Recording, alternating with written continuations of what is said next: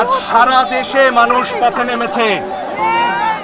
গুলি চালিয়েছেন, আলো চালাবেন, চালান। লাখো আবু সাইদ বুক পেতে দাঁড়াবে, লাখো মুগ্ধ বুক পেতে দাঁড়াবে, লাখো মুগ্ধ বুক পেতে দাঁড়াবে,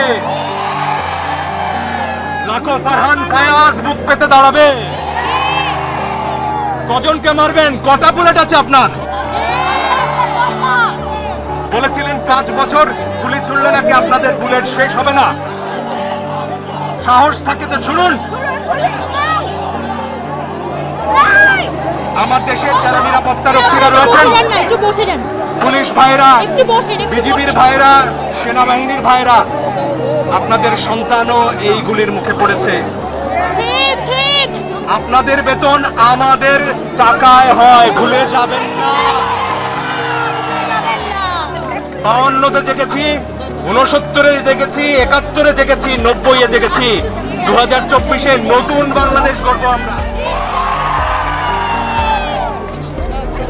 যে বাংলাদেশে বৈষম্য থাকবে না, যে বাংলাদেশে ন্যায় বিচার থাকবে, অবিচার থাকবে না, যে বাংলাদেশে অকারণে শিশুর বুকে গুলি চলবে না। আমরা সবাই শৃঙ্খলাবদ্ধভাবে থাকবো, সবাই ধৈর্য ধরে থাকবো।